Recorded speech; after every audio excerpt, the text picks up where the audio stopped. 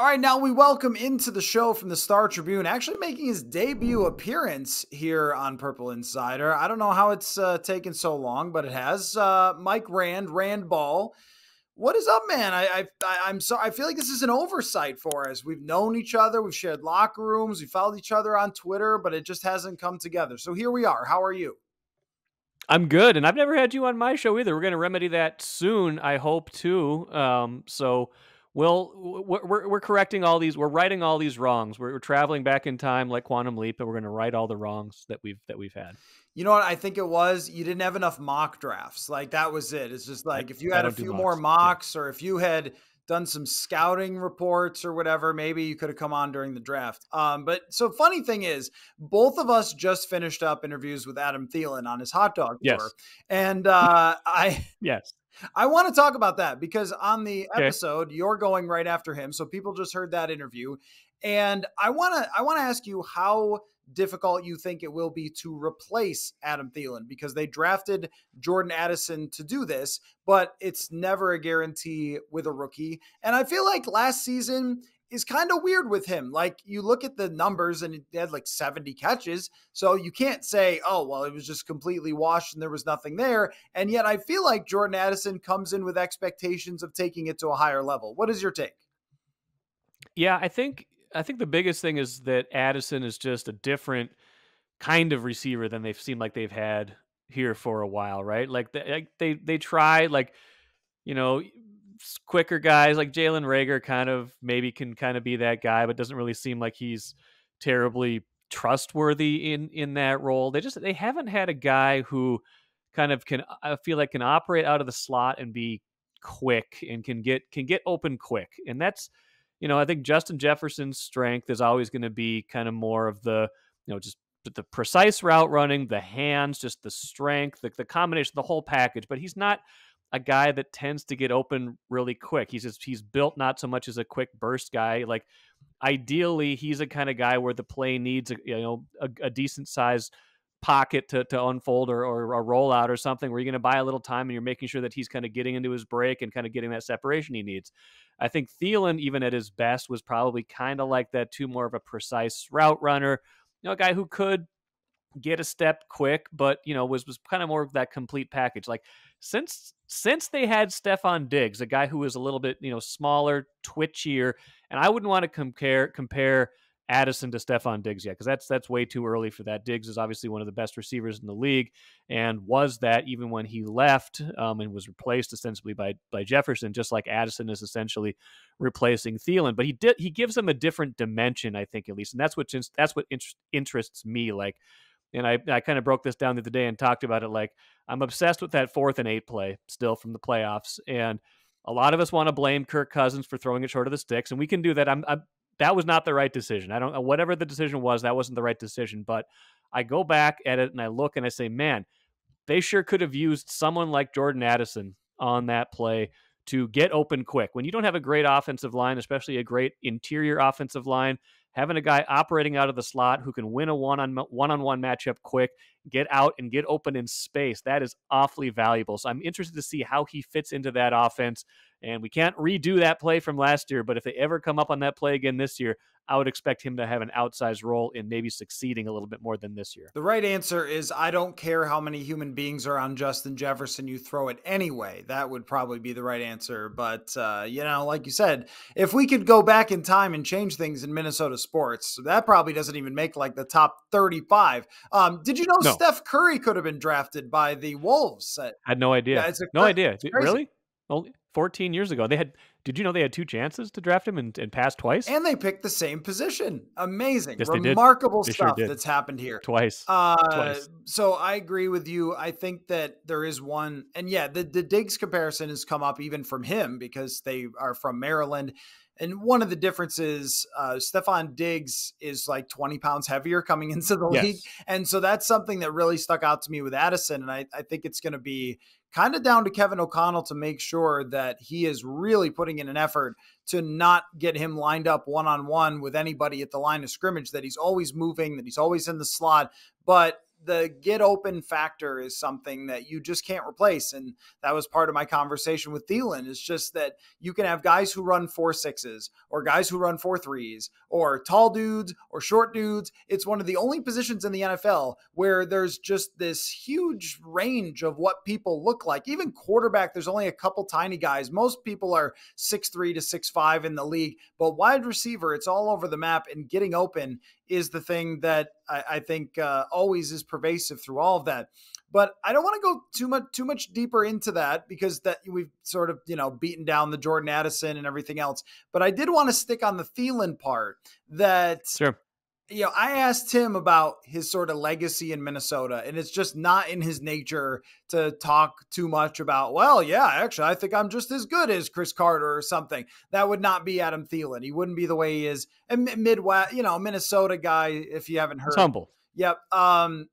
But you can talk about it. So I want to know, do you put Adam Thielen in the Mount Rushmore of Minnesota Vikings wide receivers?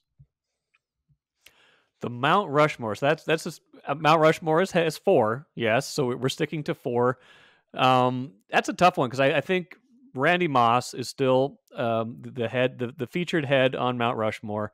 Even if the end of his first and second go rounds here did not necessarily go as they might have liked, maybe helped get a couple coaches run out of here, but Chris Carter is there. Justin Jefferson, I think, is already on that mountain because of how good he's been in these first 3 years in the league. And then we're talking about the final spot on that kind of pantheon. And do we put Stephon Diggs there? Do we put Adam Thielen there? Do we put, someone from way back in the day, like an Ahmad Rashad or a Sammy White or something like that? That's an interesting question. Having not thought about it too much, I probably put Thielen in that 4th spot, just from the longevity standpoint, from the career number standpoint, from the fact that he was an All-Pro. And you can't at a certain point ignore the story too, right? Like the fact that where he came from to what he became does add a certain element of it. Just the fact that he had to work so hard just to get a look, and then becomes this type of player. So I think I would put him on that Mount Rushmore. I hope I'm not forgetting anybody, but I think it goes Moss, Carter, Jefferson for now. Jefferson probably moves into number 2 awfully soon and might be number 1 within about 3 to 5 years. And then Thielen is number 4. Yeah, there's only 2 spots available for about 4 or 5 people that are deserving. Anthony Carter, of course, on the yardage list for all-time Vikings, is 1 ahead of Thielen. Thielen did have the All-Pro. The story is part of that for sure.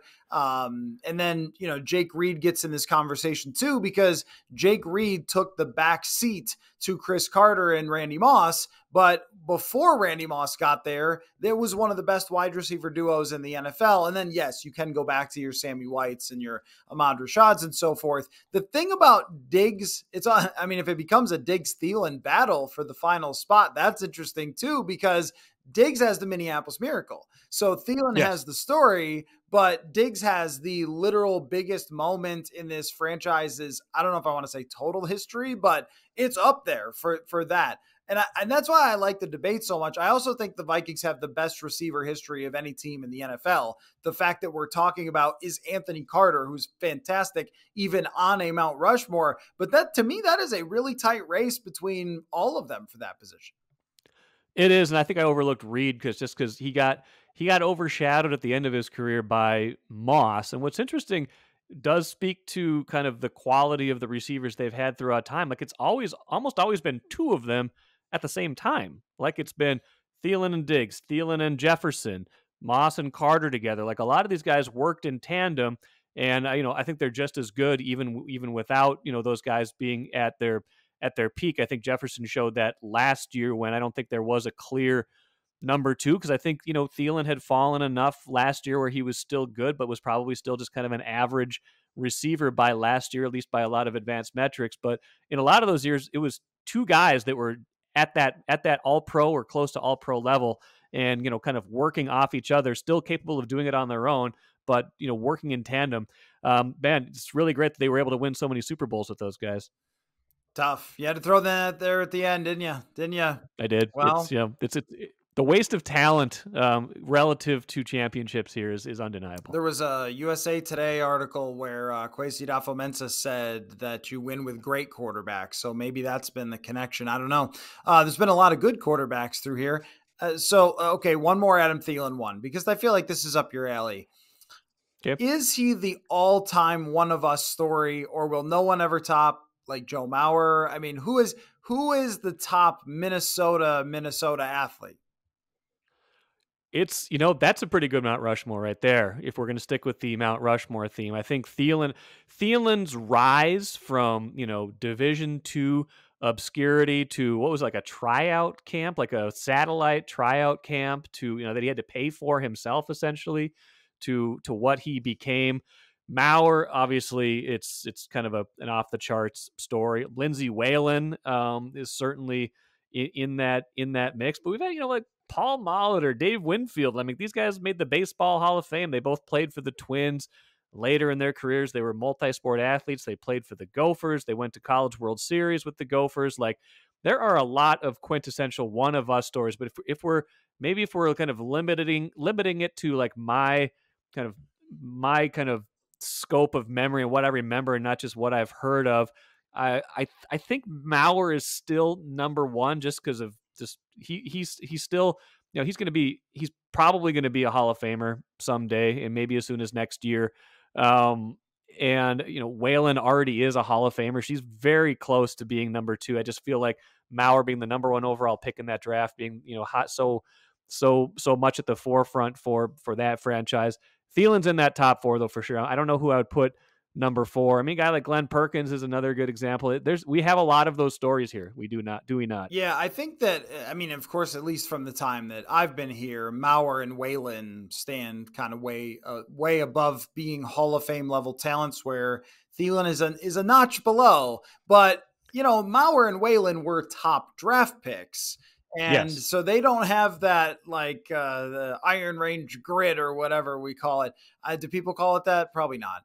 But, they don't, that like underdog whole thing, it kind of adds to his lore that might kind of push him up a little bit there. And then there's certainly some more that are on the way to potentially being there. But I think that's like part of his thing, that we have made fun of it so much, because every Sunday on every broadcast, it was like, you'll never believe this guy's story. And it was like, he's 31. Okay, like, stop. We heard enough. But it will never stop being an unbelievable story. And he was even talking about how he was a couple practices away from being cut in 2016, and they drafted Laquan Treadwell. Treadwell doesn't work out. He ends up, being this amazing story. So obviously, guys like us who've had him on shows, cover of him, he's always been so great to the Minnesota media. Same thing with someone like Lindsey Whalen, who's always been available through the years and everything else. So that's we appreciate how polite they are in their Minnesota goodbye. I mean, what a Minnesota goodbye for him to come on our podcast. Yes. I mean, wow. Yes. Like, I didn't even think of that. Okay, so let's talk about the quarterback. You didn't just say that Detroit Lakes is part of the Iron Range, right? I don't know. I was just like reaching. It's not part of the Iron Range. I don't even know where the Iron Range is, but I was just. Okay, well, the Iron Range is north. Detroit Lakes is more like west and a little bit north. So that's not part of the Iron. Just for point of clarity, I don't want you to get a lot of undeserved like emails or tweets to saying, caller, you don't know where the Iron Range is. Detroit Lakes is nowhere close to the Iron Range, just so you know. No, it's actually true that I did not know the specifics of it. I always just thought like north, and Detroit Lakes ish north. So I don't know. Whatever. It's north of here, but it's yes. My deepest apologies. I'll draw you a map. I'll draw you a Microsoft Paint map someday and post it on Twitter. It was a compliment to the gritty Iron Range underrated people there. So anyway, the ethic is true. The ethic is true. I moved to Burnsville and then to just outside Minneapolis, and I have not looked anywhere else since I got here. And I know the one restaurant in Eagan. So that's it. That's my entirety of understanding Minnesota geography. And I know how to get to Taco Bell, but let me ask you about the quarterback situation, so I don't continue saying things like this. So Kirk Cousins comes today and he says, I've always been underrated. I've never had anyone believe in me. I've never really known about the future, which is absolutely true. I mean, there's many seasons he's gone into, and I've always respected his ability to put the horse blinders on. But what did you make of Kwesi Adofo-Mensah leaving the door open to a contract extension with Kirk, who, of course, said, yes, he wants to be in Minnesota long term? What did you make of that? I mean, I think they have to at this point because they, when they restructured or did what they did this offseason before the draft, where they left it possible that this would be his last year, where he's ostensibly a free agent next year. They tilted things one way, right? And then the draft comes and goes, and they didn't draft his replacement, right? They drafted Jaron Hall in the 5th round. Like that's not a Kirk Cousins replacement. That's maybe a Nick Mullins replacement someday, and maybe if something wild happens and he's way better than we can imagine, maybe that's something that develops. But that's not a move for 2024. Now, I don't think you make a decision until you have to, right? That's kind of that's what a smart personnel person does. That's what Kwesi does. You don't close the door on anything. You don't say definitively something until you have to. You don't say you're moving on from him. You don't say this is definitely what we're doing, because then you lose leverage. Then everybody knows you're desperate for a quarterback, or you've got to have a different plan for 2024. So kind of where they are right now is in a spot probably where they see where they are. They see what the options are. They see how 2023 plays out. And if I'm going to guess, I'm going to say it's going to play out in some fashion similar to 2018 through 2021 and not so much 2022, the outlier where they won 11 games by 11-0 until the playoffs by one score or fewer. And it's going to be kind of like, that was good, but not great. We had a chance to make the playoffs, or we made it as a low seed. I'm talking as the Vikings, not as the royal we. And now what do we do? Now we're kind of stuck in the same place we've been for most of Kirk Cousins' tenure. And I think at that point, someone's got to decide at a certain point and say, you know what? He's good, but he's not great. He's probably the 12th best quarterback in the NFL, and that's nothing that you should turn your nose up at. But at a certain point, if you aspire to win a Super Bowl and you have the roster they have right now, which has a lot of holes and needs a lot of help on defense, Kirk Cousins' window of being above average does not line up with your window of being a Super Bowl contender potentially. So I think at some point you've got to move on from that. What I'd be curious about is if they get to next year and it's like February and it's like Kirk is kind of taking the temperature. His people are kind of taking the temperature of the market and realizing that nobody's really interested in a long-term deal with him. Maybe at that point, then could they come back and do one more year to kind of buy that bridge instead of having to go get a bridge quarterback? Could Kirk Cousins be that bridge? I don't know if he'd be interested in that. I don't know if the Vikings would be interested in that. I think what he wants is one more multi-year deal, and I just don't think the Vikings want to do that. So that to me is kind of where they're at. I don't think a lot of that changes other than the fact that they had an opportunity to draft his replacement. If Anthony Richardson would have fallen further, I think they would have done that. They would have made a move up. Levis, if they liked Will Levis, if they liked Hendon Hooker, those guys were available to them. They did not do that. So they showed they're not just going to draft anybody to be his replacement, but I don't think that precludes them from picking somebody else soon or moving on from Cousins as early as next year. Yeah, you know what's funny about that is we talk about projecting next year. I mean, we've actually, I think, been okay at it through the years, but last year, I don't think we were because no one expected all those one-score games to turn into wins magically, right? And so last year, a lot of us said like, oh, this is probably a 10-win team. I think I predicted them at 10. I thought they were a good football team, but I did not expect it to get to 13. But I think that this is a pretty safe pick to say 8 or 9 or 10 in that ballpark based on just what they've been before. But I was thinking of a scenario where they win 12 games and the Lions are the Lions and whatever, and Jordan Love stinks and whatever, right? It's possible. It's in the realm of possibility. A few quarterback injuries that you get to face along the way. It still probably wouldn't be a good idea to extend Kirk at that point because of the age factor and the price factor after that, assuming you didn't win the Super Bowl. It's like if Joe Flacco, I remember this is the only situation where I could think where this really happened with a similar quarterback. Joe Flacco was a free agent the following season after he won the Super Bowl. And they, of course, signed him to some Mongo insane contract, and it never worked out for them, not even really close. So it's like almost no matter what happens, when we're talking about a guy who would be 37 through 40 in a long-term contract extension, it doesn't even make sense if you're great, which kind of leads me to another question. I wrote a little about this today, just about should they try to make more cap space and sign free agents here? Because the list of free agents is pretty good. Like Leonard Floyd is out there, Marcus Peters. I mean, these are guys who could make a difference. But if they don't, because I assume they're going to make some cap space with Dalvin or Za'Darius or whatever, but if they don't sign players and they say, no, we want to see a Caleb Evans, we want to see Andrew Booth Jr., is that kind of a sign that they just view this as a transition year as opposed to another one of those all-ins like they were kind of doing the last few years?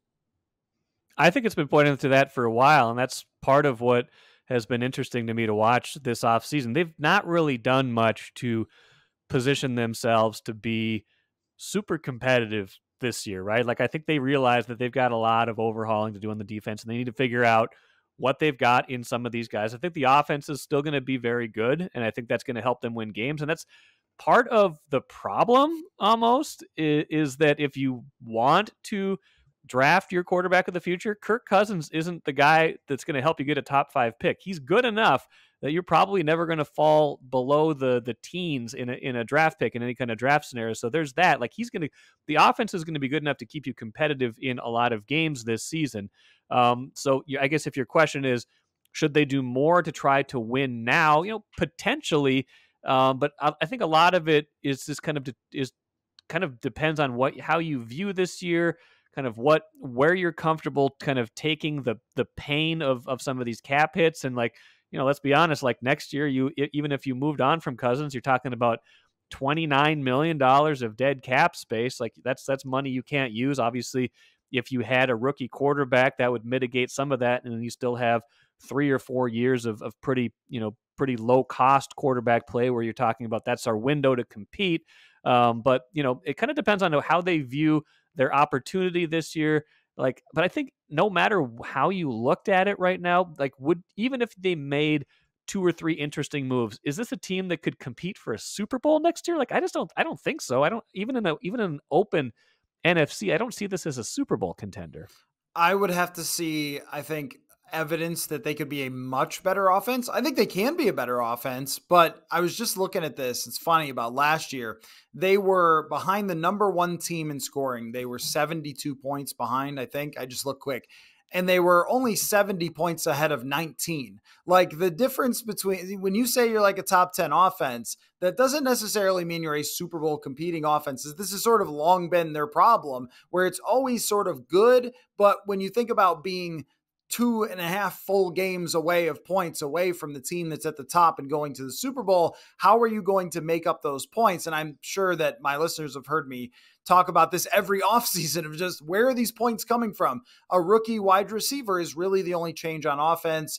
Maybe they'll be more efficient in the run game because they're putting emphasis on it and they're not handing it to a guy who is dealing with a shoulder injury the entire season. But I don't think you change who's operating it and the ceiling that sort of exists there, which kind of leads me to, I guess, the only reason to do this whole thing is kind of go for it, kind of win the division, but also kind of try to learn what you have, is really to make sure Justin Jefferson is happy. Because if that man is not happy, then you might not keep him. But if he wasn't here, I think they would be talking about having already moved on from Cousins, potentially starting Nick Mullins or whoever free agent they signed or something like that. It's amazing how one man and his unreal talent can kind of dictate where this team is and how they have to handle their timeline. Yeah, it's a good point because I think you do have to make Jefferson make Jefferson happy, right? And he's an extension for him sooner rather than later has got to be a priority. They don't need to see anymore. We know how good he is. Like whatever they can do to make sure he is happy and secured for the long term's got to be priority number 1. But you're right. If he wasn't here, if they didn't have a receiver of that caliber, first of all, they wouldn't have won 13 games last season, so it might be a moot point. But second of all, if he wasn't here, let's just remove him from the decision-making equation. Yeah, you could have made a much different quarterback decision right now. You could have just, taken a lot of the pain right away and just said, you know what? let's definitively move on and try to usher in a new era and try to get better in a certain way. But yeah, he does control a lot of this, at least until he's signed, because you've got to make sure that if you don't want to just give him any old quarterback and then his numbers go down, then he's not happy and they're not winning at all. Like, you want him putting up his numbers, you want him feeling like there's a chance to make the playoffs. And then, once that's determined, as long as he's in on the plan and feels like, okay, this team's going to go get the quarterback of the future, it might mean a year of, kind of growing pains a little bit, but I see the big vision picture, something like that. That's a lot easier to do if the long term has already been taken care of. Okay, last thing just strikes me. I can't really figure out if this team is interesting for this year or not, because of what we were just talking about. Is it a purgatory team that no one outside of here is going to care about? Or does it have the potential to go so many different ways that it's going to be very, very interesting? Because last year I went into it thinking they were kind of that, but I wasn't sure because it was a new head coach. A lot of new players last year. I think there were like 21 new players last year. There's going to be quite a few this year. We don't have our Eric Kendricks, Adam Thielen, but there's also still enough of all the stuff that was there before. I guess I'm wavering on it. Like, if they find a way to bring back Danielle Hunter, Za'Darius Smith, I will probably think this is a pretty competitive team and it could be an interesting season, but it probably ends the same way. But if they don't, I think I become more intrigued of, like, there's a lot of players who I just don't know what's there, and I'm kind of excited to see it. But I think a lot of it rests on what's still to happen here. I agree. I thought last year had a high level of unpredictability and volatility just because of the new head coaching staff. I picked them to win 7 games last year. I didn't think they were going to be very good last year. I thought that was just going to be, not because I didn't think O'Connell was a good coach. I just thought that there was going to be a year of transition, and it ended up being less of a year of transition last year. They did some things differently, but a lot of the players were the same. They extracted a little bit more from some of them, and they just won games close. They made plays in the fourth quarter, and you can say that's a culture thing, or you can say that was a statistical outlier, and it's probably a little bit of both. I don't think they're going to do that again this year, so I don't think I would pick them necessarily to be a 7-10 team, but I think they do, like you said, become more interesting if they're the fewer known commodities there are. They're probably the more interesting they are, because seasons that have the potential for volatility, where you just don't know what players will do when given certain opportunities, those are interesting. They might turn out to be bad, like a season where you could see them finishing anywhere between 5-12 and 12-5 would be pretty interesting, as opposed to anywhere between 8-9 and 10-7. That's not that interesting. That's maybe more comfortable. That's maybe more comfortable for a second-year head coach, but it's not as interesting when there's not as much variance. And Vikings fans have been beaten over the head with 8-9, or Yes. previously 9-7 and 10-6 type of seasons. I think it's TBD. I think that if you start off a season slow where your quarterback isn't signed, then we start talking about, like, could they trade him? And could, all these things that could kind of go on, that could develop themselves. Or Cousins could be doing you like that to Kwesi Adofo-Mensah every time he walks off the field. He did that before. The you like that was famous, but there was another one where it was, how do you like me now, to Bruce Allen, I think, who had intentionally called him Kurt for several years because they didn't get along. So anyway, you never know. When there's a tense situation with a contract, and we saw this with Diggs, not over a contract, but an offensive, scheme issue, there's always the potential for that turning into a powder keg. So I think potentially interesting is kind of where I want to land on that. So, but let's, as we go along, let's do this more often. Let's get together from time to time on the show. Love having you on. And, we can break down all these things, like more Minnesota geography, like you teaching me where things actually are. I'd be happy to do that. As always, it was a pleasure to be on your show, and I look forward to having you on Daily Delivery soon. Awesome. Sounds good. Follow him at Randball. I know you already do, though, on Twitter, Mike Rand. Appreciate it, man, and we will talk to y'all again soon. All right. Sounds good, Matthew.